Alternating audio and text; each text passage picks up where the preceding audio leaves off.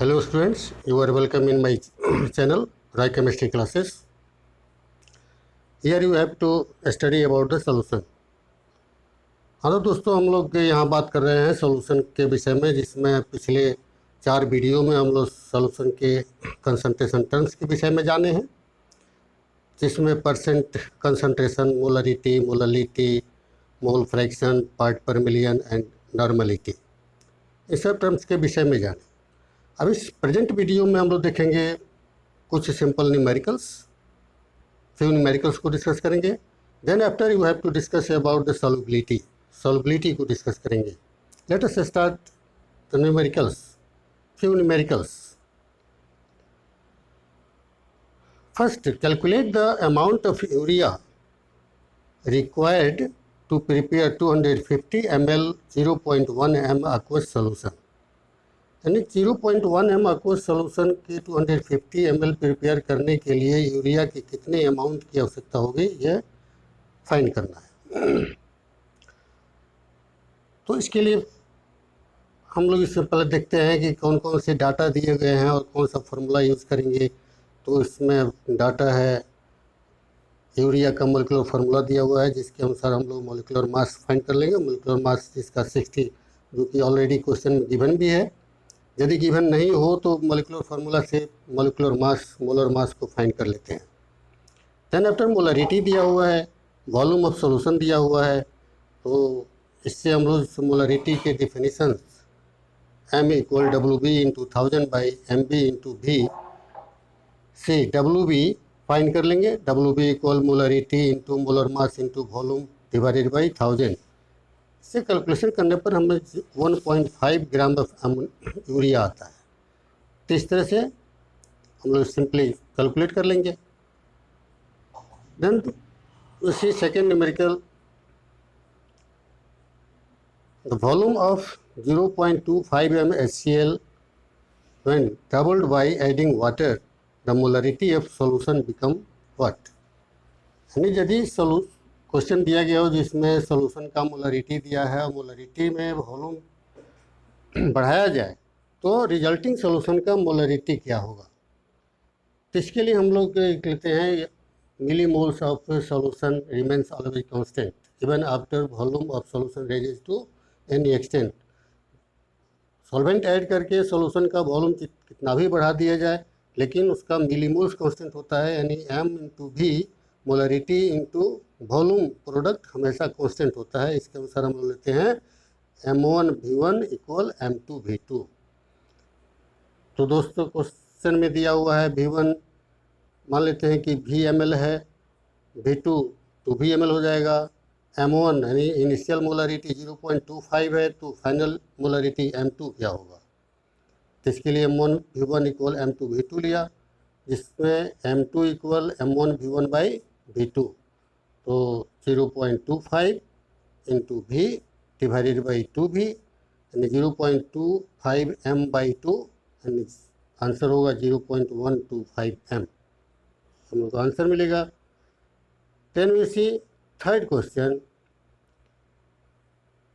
Third question है calculate the volume of 80% W/W H2SO4 acid of specific gravity 1.5 gram per millilitre needed to prepare 500 ml 0.1 m H2SO4 acid। Given है molar mass of H2SO4 98 gram per mole.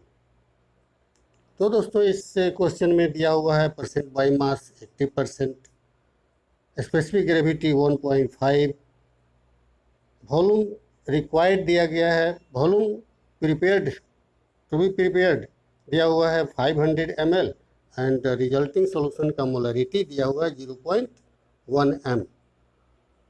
So in this question we have to calculate the volume of H2SO4 acid sample required to prepare 500 ml of 0.1 m H2SO4 acid solution.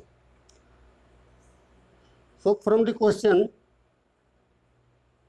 x mass percent, x = 80%, density specific gravity means density D = 1.5 gram per milliliter, V1 initial volume तो define करना है, और V2 जो final volume है वो 500 ml दिया हुआ है, और M2 0.1 m दिया हुआ है। इसके लिए फार्मूला यूज़ करते हैं M1 M equal 10 dx/mb। 10 dx/mb formula से हम गिवन सैंपल का मोलरिटी फाइंड कर लेते हैं, जिससे हम लोग को सॉल्व करने पर आता है 12.245 m। Then calculate volume required. अब वॉल्यूम रिक्वायर्ड कैलकुलेट करना है, तो इसके लिए M1 V1 equal M2 V2, तो V1 इक्वल हो जाएगा M2 V2 बाई M1, यानी फाइनल मिलीमोल्स में इनिशियल मोलरिटी से डिवाइड करेंगे तो initial volume of solution find होगा। तो इसके लिए V1 equal M2 V2 by M1। तो दोस्तों अब रखें M2 की जगह पर 0.1, V2 500 ml divided by M1 12.245. After solving we get 4.08 ml.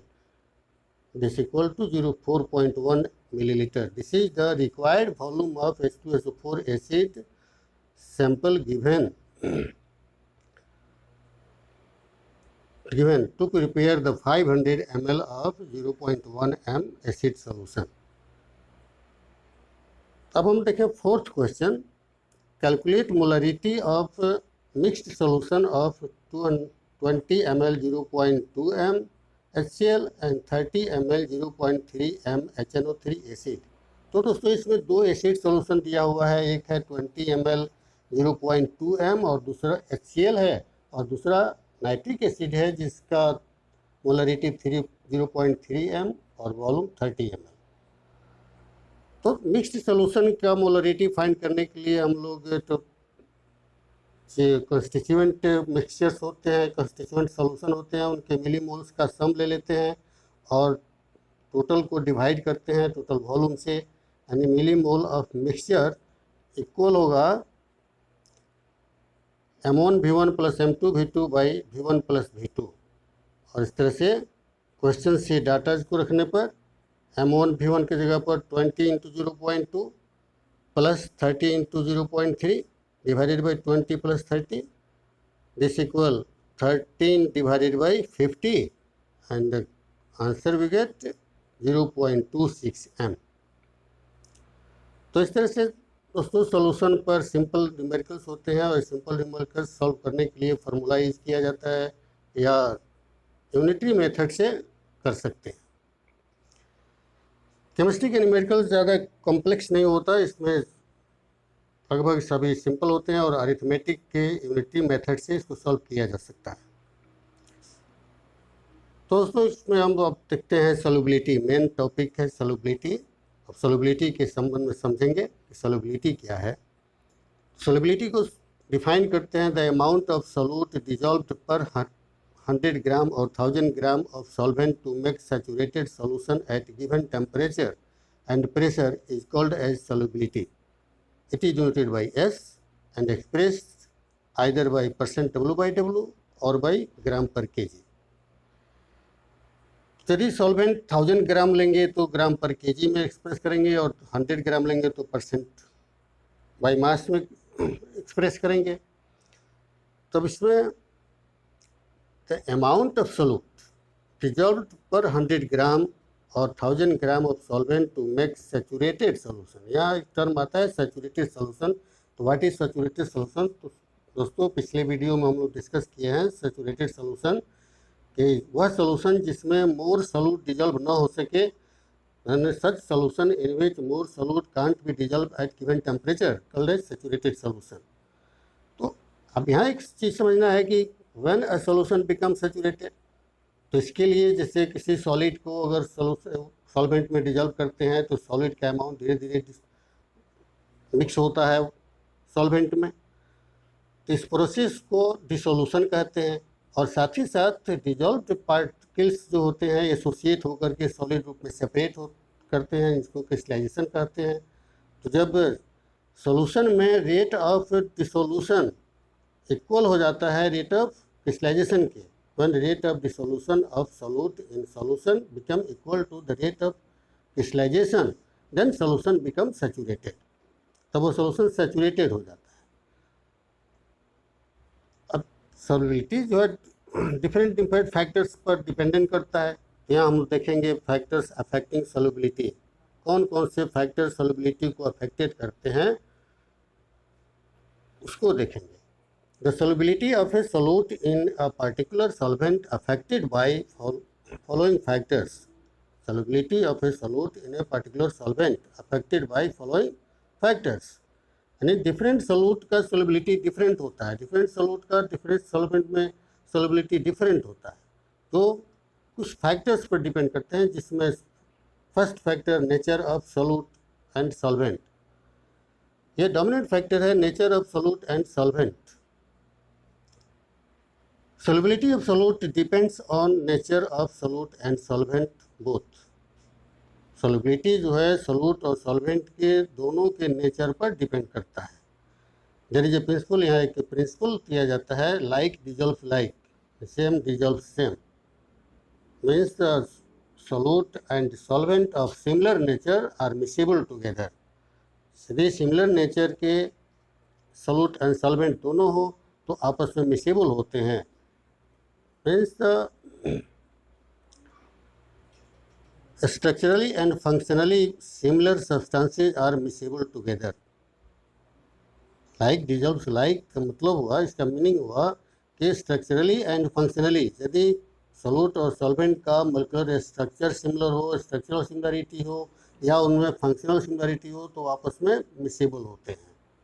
For example, polar polar and non polar pairs of substances are miscible, but polar non polar pair is immiscible. For example,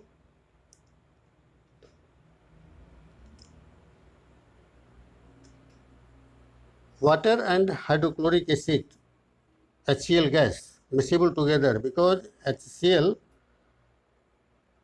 is polar in nature like H2O molecules. HCl और H2O molecules polar होते हैं और इसलिए ये आपस में miscible होते हैं। C2H5OH alcohol highly miscible with water H2O due to similar tendency to form H bond. Water molecules में H बॉन्ड टेंडेंसी होती है H बॉन्ड एसोसिएशन करने की, और just like water molecules C2H5OH ethyl alcohol also have tendency to form H bond association. This is due to presence of OH bond, OH group. OH group के presence में जो polar part होता है ethyl alcohol और water दोनों में H bond association करने की टेंडेंसी होती है।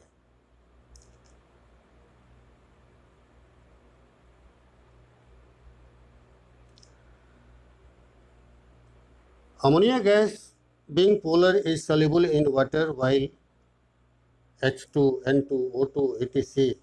being non-polar are immiscible in water. Ammonia gas जो पोलर इन नेचर है और अमोनिया मॉलिक्यूल में भी H बॉन्ड बनाने की टेंडेंसी है, जैसे कि यह वाटर मॉलिक्यूल्स में है। अमोनिया मॉलिक्यूल वाटर से इंटरेक्ट भी कर जाता है, तो इस तरह से अमोनिया गैस वाटर में हाईली मिसिबल होता है, जैसे कि ऊपर HCl और इथाइल अल्कोहल हाईली मिसिबल है। लेकिन जो नॉन पोलर स्पीशीज होते हैं जैसे H2 gas, N2 gas, O2 gas, CH4 methane gas etc. चूँकि नॉन पोलर है इसलिए वाटर में इमिसिबल होते हैं। नेक्स्ट फैक्टर है temperature. Temperature has a very important impact on solubility. Temperature has a very important impact on solubility. Temperature का solubility पर बहुत प्रमुख इम्पॉर्टेंट इम्पैक्ट है, प्रभाव है, इफेक्ट है। So solubility of any solute generally expressed at a particular temperature and therefore solubility of any solute expressed at a particular temperature, के given temperature पर एक्सप्रेस करते हैं। The effect of temperature on solubility depends on nature of process of dissolution. Nature of process of dissolution से मतलब है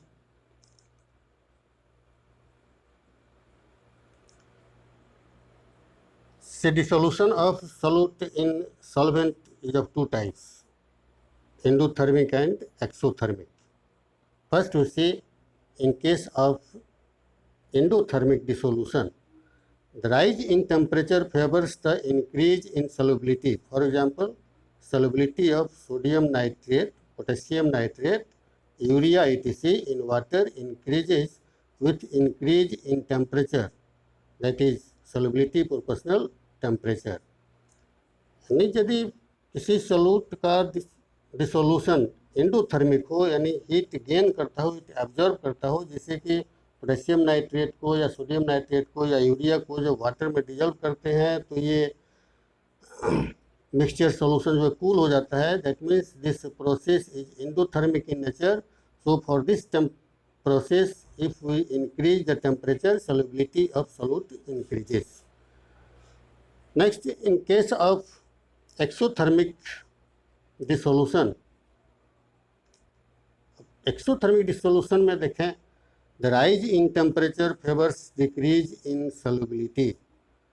exothermic के case में temperature rise करने पर सॉल्युबिलिटी डिक्रीज कर जाता है, सॉल्युबिलिटी घट जाता है.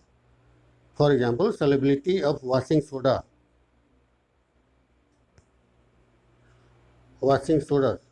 sorry, here is the mistake in the writing molecular formula. Molecular formula of washing soda is Na2CO3 10H2O, sodium carbonate decahydrate. So dissolution of sodium carbonate decahydrate in water is exothermic in nature. Just you feel कर सकते हो, water ले लो, उस पर washing soda दो, या simply washing soda आजकल market में अगर नहीं मिल रहा है, घर में नहीं मिल रहा है, तो फिर जो सर्फ यूज़ करते हैं वॉशिंग सर्फ, तो सर्फ का थोड़ा सा अमाउंट हथेली पर लो, उसमें थोड़ा सा पानी डालो, देखोगे कि हथेली में गर्मी हॉटनेस फील होगा. इसका मतलब डिसोल्यूशन ऑफ वॉशिंग सोडा और some detergent powder exothermic in nature. This type of solute के सॉल्युबिलिटी टेम्परेचर इंक्रीज करने पर डिक्रीज करता है. That is solubility inversely proportional to temperature. Let us consider solubility of gas in liquid solvent. अब हम लोग देखें लिक्विड सॉल्वेंट में गैस के सॉल्युबिलिटी का क्या इफेक्ट होता है. The dissolution of gas in liquid solvent is an exothermic process as it undergoes contraction releasing heat.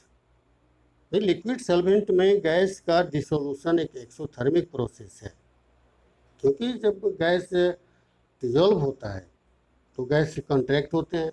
During dissolution of gas there is contraction in volume of gas, and due to contraction there is release decrease in kinetic energy, and due to this there is release of heat release होता है. And so dissolution of gas in solvent is exothermic process. So solubility of gas in liquid decrease with increase in temperature. तो gas का solubility temperature increase करने पर decrease करता है. On the other hand, as temperature increases, kinetic energy of gas molecule increases and escaping out tendency of gas molecule from solution increases. दूसरे शब्द में देखा जाए तो जब चूँकि गैस मॉलिक्यूल्स के पास काइनेटिक एनर्जी होते हैं, kinetic energy directly proportional to the temperature का डायरेक्टली प्रोपोर्शनल होता है. So to increase temperature kinetic energy of gas molecule increases, and due to increase in kinetic energy molecular speed increases, and therefore escaping out tendency of gas from solution increases. This leads to decrease in solubility. इस तरह से solubility decrease करता है. So we can say solubility of gas in liquid solvent is inversely proportional to temperature. Now we see effect of pressure on solubility. Pressure do not have any impact on solubility of solid and liquid solute in liquid solvent. Pressure do not have any impact on solubility of solid and liquid solute in liquid solvent. Liquid solvent में solid या liquid solute के solubility पर pressure का कोई effect नहीं होता है, because this processes bring about in open container. ये ओपन कंटेनर में कराए जाते हैं, and that process bring about at atmospheric pressure. So there is no effect of pressure on solubility of solid and liquid in liquid solvent. It only affects the solubility of gaseous solute in liquid solvent, and practically found that solubility proportional to pressure, solubility pressure का directly proportional होता है. That means the pressure only affects the solubility of gaseous solute in liquid solvent, and practically it is found that solubility of gas directly proportional to pressure at constant temperature. This means as the pressure increases, solubility of gas increases. Solubility of gas increases. This is due to contraction in gaseous volume on rise in pressure as per Boyle's law. Boyle's law के अनुसार, जिसमें Boyle's law है V proportional 1 by P, means the volume of gas inversely proportional to pressure, means with increase in pressure volume decreases. यानी जब pressure बढ़ाते हैं तो contraction होता है. This is due to contraction in gaseous volume on rise in temperature as per Boyle's law. The effect on pressure on solubility of gas in liquid solvent at constant temperature is best explained by Henry's law. Gaseous solute के liquid solvent में solubility को Henry law अच्छी तरह से explain करता है, best explanation देता है, which will be discuss in next video.